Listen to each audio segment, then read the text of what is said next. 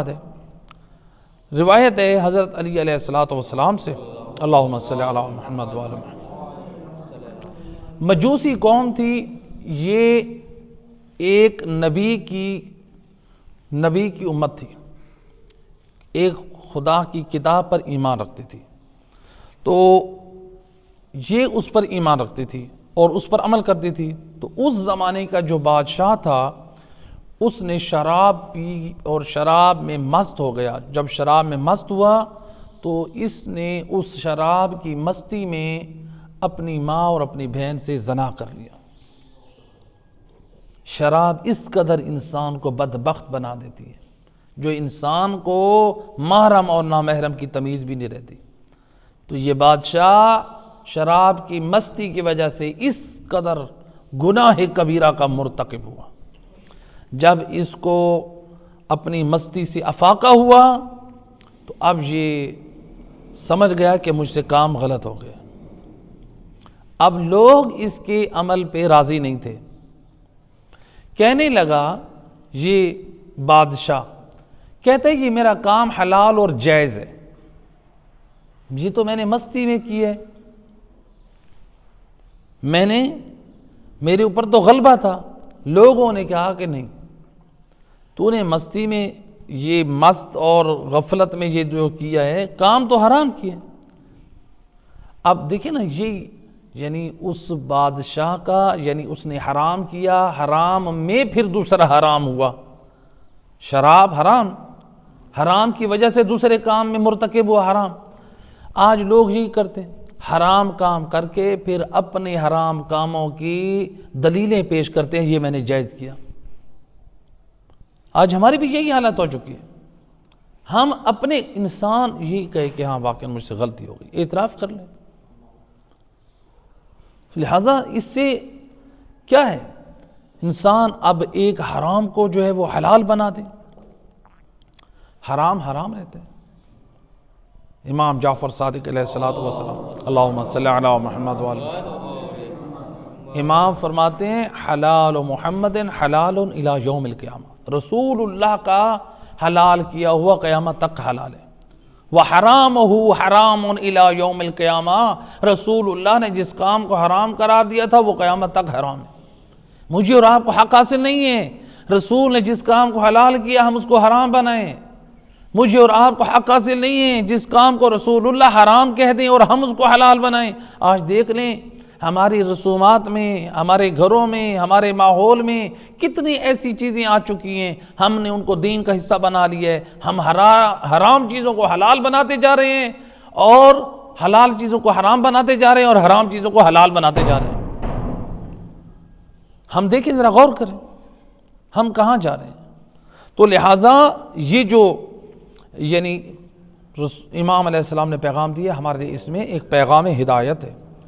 تو اب یہ شخص جو تھا یعنی بادشاہ، چاہیے تو یہ تھا کہ اپنی غلطی کو تسلیم کرتا، لیکن اس بدبخت نے کیا کیا، اپنے کام کو حلال اور جائز قرار دینے کے لیے ان کو کہتا ہے کہ میں نے حلال کیا۔ لوگ جب نہیں مانے تو اس بدبخت نے خندق گڑھے کھدوائے، بڑے بڑے آگ سے بھر دیے اور لوگوں کو زندہ جلوا دیا۔ یہ ہے، دیکھیے یہ بدبختی ہے۔ آج ہمارے لوگ بھی یہ کرتے ہیں، اگر کوئی بات نہیں مان رہا تو انسان جو زور رکھتا ہے وہ اپنی بات کو منوانے کے لیے کچھ کر دیتا ہے، چاہے وہ دین کا نقصان ہو چاہے وہ لوگوں کا نقصان ہو۔ یہ غلط ہے۔ تو لہٰذا ایک یہ روایت تھی۔ تیسری روایت ہے جو اصحاب اخدود سے کیا مراد ہے۔ ایک صلوات پڑھیں محمد و اہل بیت۔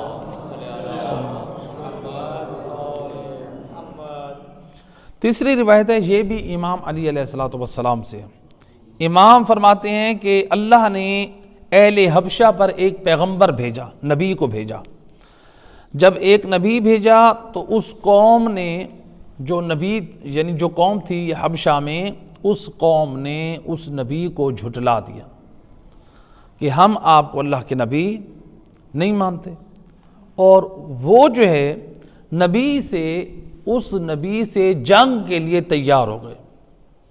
وہ قوم نبی کے ساتھ جنگ کے لیے تیار ہو گئے، اور یہاں تک کہ انہوں نے اس نبی کی کچھ اصحاب کو قتل کر دیا اور کچھ کو اصحاب کو انہوں نے گرفتار کیا اور نبی کو بھی گرفتار کیا۔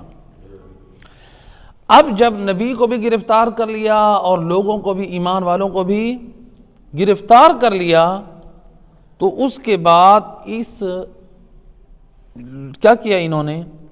بڑی بڑی خندقیں کھدوائیں لوگوں نے، جو کفار تھے اس وقت، انہوں نے بڑی بڑی خندقیں، بڑے بڑے گڑھے کھدوائے اور ان کو آگ سے بھر دیا گیا، اور وہاں پر اعلان کیا کہ جو اس نبی کے ساتھ ہے اس کو ہم زندہ آگ میں ڈالیں گے، جو اس سے براءت کرے گا، اس سے دوری اختیار کرے گا، اس کو امان ملے گی اور وہ اس کو چھوڑ کے ادھر آ جائے۔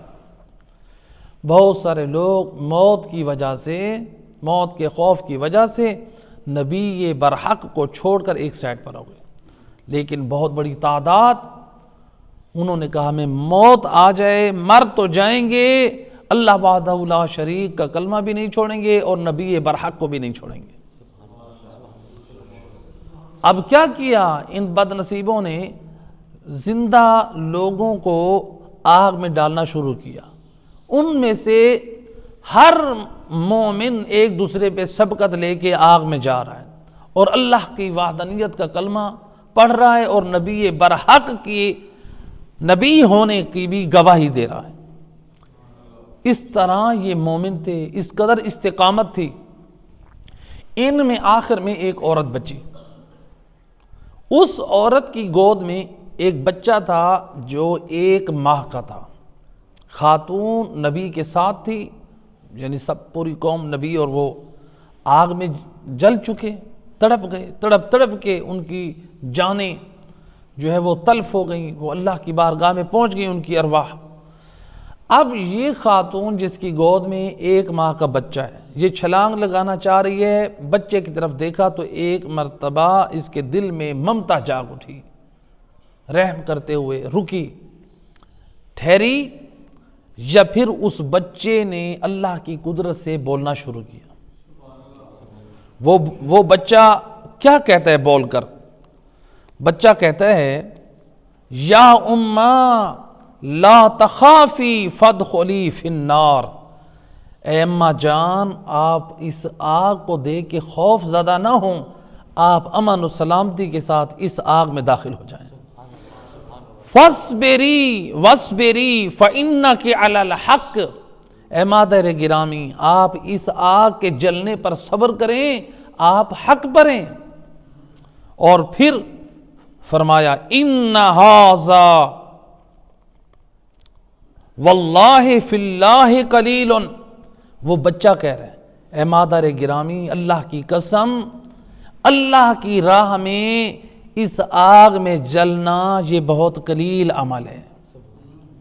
اللہ اکبر، یہ ہے بچے کا جذبہ۔ ذرا دیکھیں، وہ ایک بچہ ماں کی ہمت کو بڑھا رہا ہے اور ماں نے اس جلتے ہوئے گڑھے میں خود کو ڈال دیا۔ یہ ہے استقامت، اور دین میں اس قدر استقامت ہے۔ تو اگر ہم دین اسلام میں ہم اگر استقامت دیکھیں تو ہمیں اسلام میں بہترین استقامت اگر ہمیں نظر آتی ہے تو وہ کربلا میں نظر آتی ہے۔ تو اصحاب امام حسین علیہ السلام، اللہم صلی علی محمد، اللہم صلی علی محمد وآل محمد، ایک دوسرے پہ سبقت لے رہے ہیں۔ اصحاب امام حسین ایک دوسرے پہ سبقت لے، یہ کس قدر استقامت ہے؟ سب کو یقین ہے ہم نے مرنا ہے، سب کو یقین ہے۔ کتنے ایسے لوگ تھے جو مال و منصب رکھتے تھے، سب کچھ تھا، لیکن کیا تھا؟ دین الہی کی بقا کے لیے، نصرت امام حسین علیہ السلام کے لیے خود کو قربان کر رہے ہیں۔